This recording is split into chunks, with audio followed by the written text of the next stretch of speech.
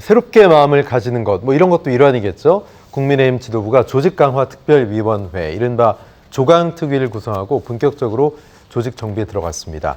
선거에 들어가기에 앞서서 사고당협위원회, 사고당협을 일부 개편하는 그런 기구죠. 정비 대상 지역구가 총 35곳입니다. 지난해 말 기준 26곳이었는데 9군데가 늘었죠. 자, 사고당협. 참 논란이 될 만한 소위 지역구들이 좀 있는 것 같아요. 어떻게 보십니까? 현역의원 공천도 좀 위험한 군데가 좀 있는 것 같아요. 지금 우선 전국 당협위원장이 결혼이 된 곳이 35곳입니다. 네네. 사실은 앞으로 교체를 해야 될 곳까지 하면요. 이런 식으로 개선을 하면 한 100곳이 된다는 얘기예요.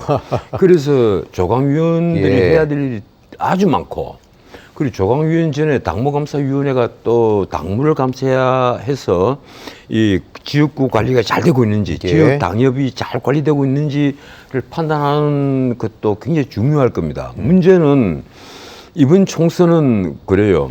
이 조강위가 이제 임명이 되면서 6월 8일 임명이 됐죠. 임명이 되면서 이제 본격적으로 총선 준비 들어가는데 언론에도 다 나오지 않습니까? 네. 검사공천이 벌어질 것이다. 이 국민의힘 공천을 두고 벌써부터 나오는 얘기가 윤석열 대통령이 검사 출신이고 다른 정치적 경험이 일치하는 데다가 윤석열 대통령이 잘 아는 사람들이 검사들밖에 없다. 네. 그리고 그 결과 대통령 비서실이라든가 어떤 권위 있는 정부 그 직에 검사들이 많이 포진을 했다. 이제 이런 얘기들이 나오면서 국회의원들도 마찬가지일 것이다. 다음 공천에 검사들이 대거 진출을 할 것이다. 네. 그래서 검사 공천, 그 다음에 검사 공천이 이제 그렇게 많아지려면 어떻게 되겠습니까? 물갈이 공천이 있어야 되잖아요. 그렇죠. 이른바 뭐 국회의원들이 왕속의 금붕은 아닌데 그 물갈이라는 표현은 적절하지 않은 표현입니다만 그렇더라도 언론에서는 물갈이라고 하거든요. 물갈이를 한다. 세 번째는 결국 이제 최종 결론적으로 윤심이 어느 정도 반영이 되느냐, 윤심 공천이 어느 정도 되느냐. 이제 그 얘기가 계속 나오는 거예요. 그래서 언론에서도 지금 윤심 공천, 검사 공천, 뭐 이런 얘기가 거의 뭐 매일처럼 신문 지면에도 나오고 뭐 인터넷판 기사를 보면 지금 검색을 당장 해봐도 엄청난 기사들이 쏟아지고 있습니다. 그래서 제가 보기로는 이게 이번에 35명 결혼 문제가 아니라 이번 조강위원들이 해야 될 일이 참 많은데 이 조강위원들이 그렇지 않습니까? 지금 위원장은 뭐 다들 아시겠지만 그 핵심 윤핵관이라고 해야 됩니까? 이 4인방 중에 들어간 처음에 부부 동반해서 그 대통령과 함께 그 밥을 먹었던 관저에 초청됐던 4인방 중에 그 이철규 이 사무총장이죠. 그리고 그 다음에 대통령과 아주 친하다는 대통령의 복심이라는 소문이 나 있는 뭐 그런지는 모르겠습니다만 이제 울산 출신인 박승민 이분은 전략기획부총장이라는 타이틀을 가지고 있더군요. 그리고 그다음 배인진 이 조직 그 부위원장 요 세 사람이 이제 당연직입니다. 여기에다가 이 추천직으로 이 함경우라는 광주가 경기도 광주갑이에요. 그리고 이 박민호입니까? 민호 위원장인가는 김포갑도 위원장이 있습니다. 성함을 정확히 모릅니다.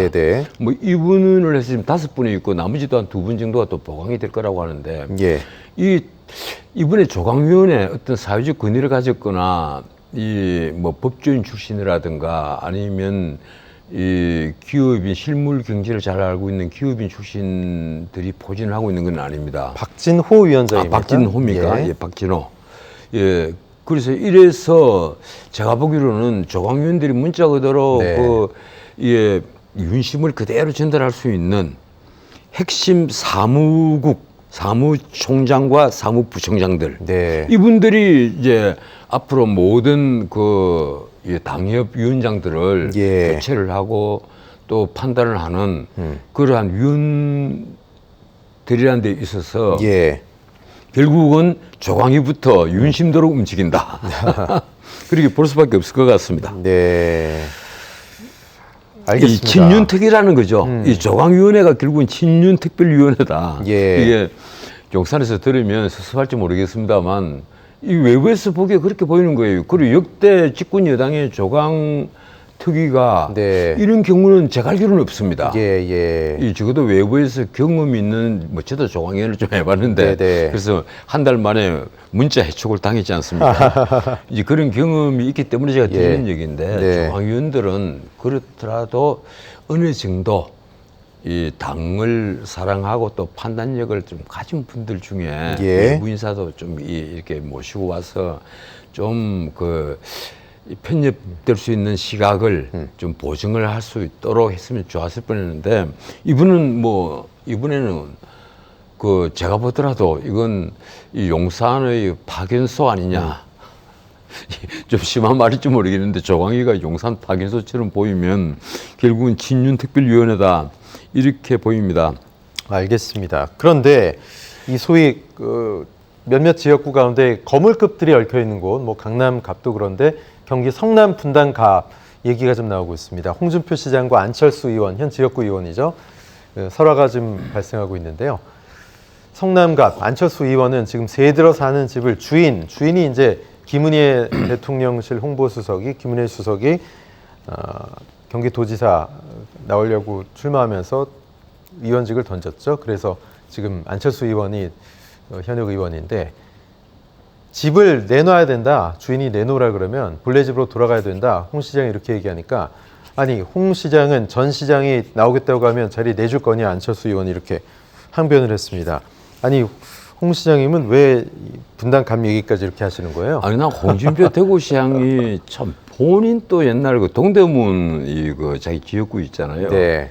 동대문 을이었나요? 예. 그러다 거기서 그 낙서를 한번 하더니만 그리고 경남지사로 그 김두관 지사가 그 사직을 하고 나오는 바람에 경남지사 보궐선거에 나가서 정치적으로 재기를 하셨는데 그다음에 국회의원에 나갈 때 고향에 나간다 이러다가 또 양산에 간다 하다가 내년은 대구 수성을까지 밀고 들어가잖아요. 그렇죠. 그 나머지 집만 이제 전진을 한 분인데 이분께서 왜 엉뚱하게 지금 분당갑 같으면 사실은 저도 꽤 관심이 있었습니다. 이게 앞으로 어떻게 될까? 저 지역구가 재밌잖아요. 왜 그럼 안철수가 누구와 엮여 하면 그 두 사람도 감정이 안 좋은 이준석 그 전 대표와 엮여가 있는데 그게 노원병입니다. 그렇죠. 노원병에서는 아무리 봐도 이준석 대표보다 그 안철수 후보가 강했고 이겼단 말이에요. 그렇죠. 그런데 이번에 그러면 다시 돌아가서 사올 것이냐 아니면 분당갑에 그대로 있을 거냐. 근데 분당갑은 김은혜예요. 그 김은혜가 이 대통령실에 홍보수석으로 계속 있을 거냐. 이 일종의 대변인 역할을 하고 있지 않습니까? 그런데 앞으로 계속해서 4년 동안 그렇게 있을 것으로는 저도 그렇게 안 보는데 아마 본인도 당연히 어정단상에 돌아가고 싶어 하겠죠. 그리고 그래야만 정치적으로도 성장할 기회가 있을 테니까 그러려면 분당갑으로 돌아가야만 하는데 분당갑은 이제 홍준표 대표가 말하지 않아도 격전이 벌어질 판인데 아주 이 복덕방 영감처럼 재밌는 표현을 쓰세요. 이제 집 비우라고 하면 비워줘야 되지 않느냐. 이런 표현을 쓰는데 어떻든 이러고 보니까 모든 언론사에서 이제 주목의 지역구가 되어버리고 있는 겁니다. 여기에 아마 윤심의 그 바로 밑에가 나타날 것이다. 윤심의 가늠자. 윤심이 어느 정도로 작용을 할 것이냐. 이 문제가 드러날 것이다. 아니, 본인이 중개사로 세 내준 것도 아니면서 왜 이러시는 거예요? 글쎄 말이에요. 그러니까 지금 본인이 복덕방도 아닌데.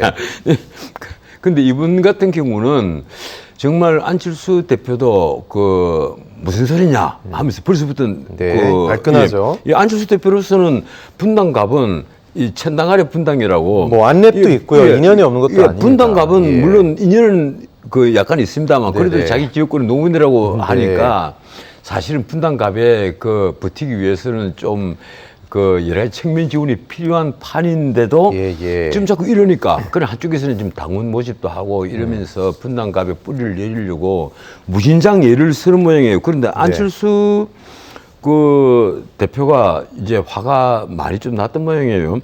이 홍 시장은 가령 대구의 전 시장이에요. 야, 여기 내 집이니까 나와 하면 나오겠느냐.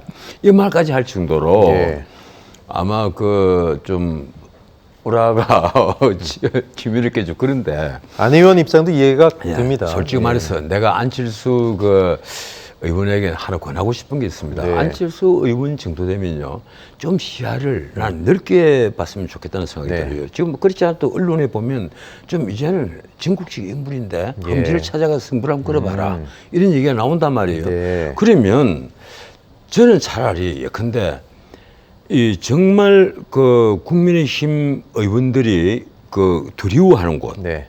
뭐 물론 그렇다고 해서 호남 광주로 가라는 얘기가 아닙니다. 네네. 이 수도권 중에서도 좀 두려워하는 곳들이 예. 많이 있지 않습니까? 예. 가령 서울 같으면 구로 네. 이런 쪽에 내가 거기 가서 승부를 걸겠다. 거기 가서 나는 시민들을 설득을 한번 해보겠다. 네. 이렇게 해서 전국적 인물로서 한번 승부를 던져보는 것. 예. 난 그것이 나는 오히려 안철수 그 의원의 미래를 위해서 네. 크게 나는 도움이 되지 않을까 이런 생각을 합니다. 또 그런 저는 데가서 이기면 체급이 확 올라가잖아요. 저는 저 같으면 그렇게 하겠어요. 가령 이렇습니다. 내가 지금 뭐 이 나이에 정치를 하러 가면 어디 비례대표를 할 수 있겠어요? 네. 적지에 가서 뭐 어디에 갈 데 없는가 네. 그거부터 먼저 찾겠죠. 만약에 네, 정치를 네. 한다면 예. 마찬가지예요. 네. 안철수 대표가 난 좀 시야를 넓혀서 이왕이면 예. 남들이 다 두려워하는 거. 야, 안철수가 예. 왜 저런 선택을 하지? 네. 저 사람 바보 아니야? 이런 얘기가 나올 수 있도록 그 험지에 쫓아간다면 안철수 대표는 엄청난 플러스를 얻을 것이다. 네. 저는 그렇게 믿습니다.